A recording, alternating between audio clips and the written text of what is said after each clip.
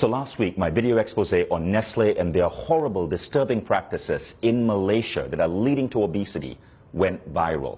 And about 1 million people watched the video. Some 17,000 people, mostly in Malaysia, shared it on their Facebook, and Nestle actually responded. Now that prompted me to do some further digging into what Nestle is doing, and what I found is disturbing. That's what I'm going to talk about in this video. See, Nestle says that their drink Milo is a health drink. They run ads telling kids to drink Milo every single day. They say that Milo gives you energy.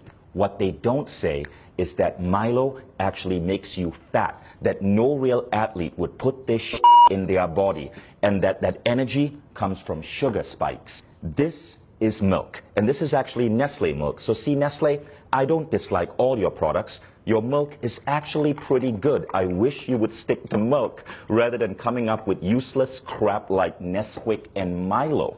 Now, most kids in America and Europe drink milk because we know that milk can have a good effect on kids. Milk has natural sugars, lactose. It's a natural sugar. Nestle gets parents in Asia and the developing world to add this crap to milk, Milo. So Nestle's press release says they try to put 6 grams of sugar in a glass of Milo. Not true. At the back of a Milo tin in Malaysia, it actually says add 3 teaspoons of Milo. 3 teaspoons of Milo is roughly 9 grams of sugar.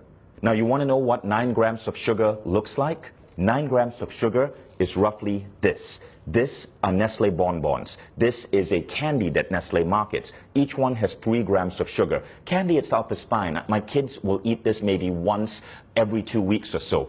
But Nestle's advertising is basically telling moms in Malaysia to add Milo to kids' milk, which is the equivalent of putting 1, 2, 3 bonbons in a glass of milk before sending that kid off to school. Now, what do you think that does to this kid's body, to this kid's cognitive functioning?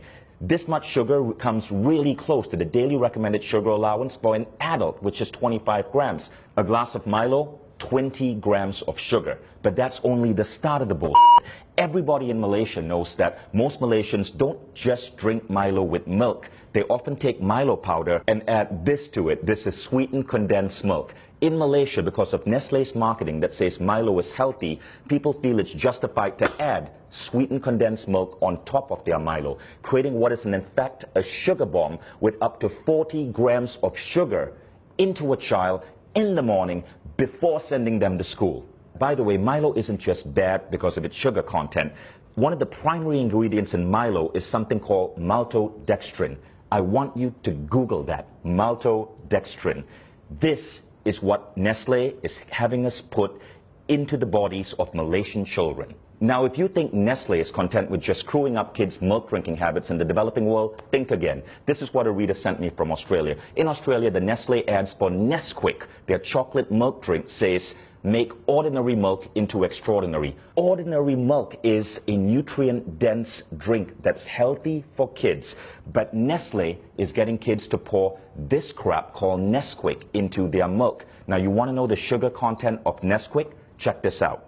In 11 grams of Nesquik, there are 8.8 grams of sugar. That's 80% sugar. Which is why in Britain, the government banned Nestle from advertising Nesquik as a great start to a child's day. Now, it would be disturbing enough if Nestle was simply, as a massive food company, screwing up the way kids drink milk, but they're also screwing up breakfast. So this is a breakfast cereal from Nestle called Strawberry Minis, right? Strawberry Minis, there's a picture of a strawberry here. It looks healthy in every way, but then you read the ingredient label.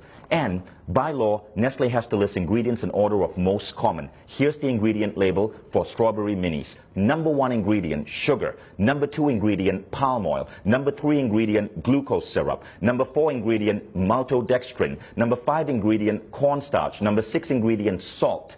You don't get to strawberry till number 7. And it's strawberry powder, 0.3%. 0.3%, 1/300 of this is actual strawberries. Nestle, why don't you be honest and just call this sugared maltodextrin minis? At least there'd be truth in your advertising. Now, in the press release, Nestle justifies the addition of sugar in this way. It's to maintain the taste that Malaysians are used to. That's like a drug dealer saying, I have to keep giving my client cocaine because he's used to the high of cocaine.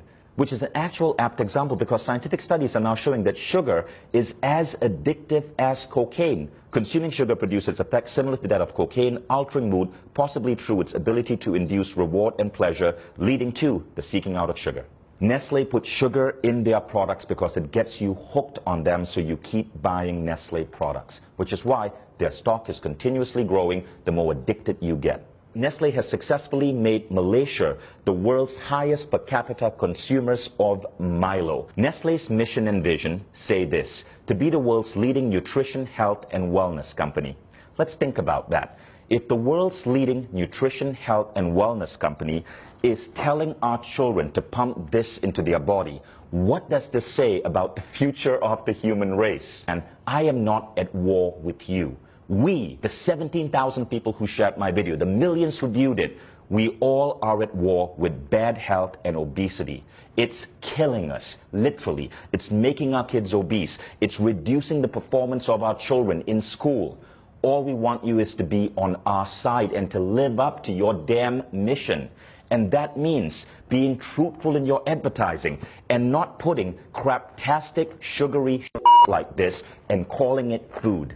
Now, Nestle has been in controversies before. There was the baby powder controversy. Millions of babies malnourished because Nestle convinced women in India and Africa to feed their babies Nestle baby powder rather than breast milk. There is the water controversy in the United States, where Nestle has become the world's biggest supplier of bottled water, and in many cases convincing people that they need to buy expensive plastic bottled water, which ultimately causes mass plastic pollution, huge greenhouse contribution, rather than drink the water from their tap, which in many places is actually clean. All of these controversies were exposed. Nestle had to change practices because people like you spoke up. People like you would not let a large corporation get away with the lies, which is why I really appreciate you guys who shared that last video. There was something Nestle said in that press release that I really liked, and we got to give them credit for.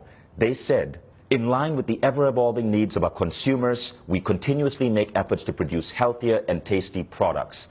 You know what this means, people of Malaysia, Australia, Indonesia, the Philippines. Nestle says they're listening to you, so make your voices heard. Share this video, dub this video in your native language. You can even take the script from this video and the previous video, act it out yourself, put it up on your YouTube channels. You get the views. Share it with your friends on WhatsApp, share it on Facebook, spread this video. Nestle says they are listening to you. Let's see if that's true or it's another Nestle lie.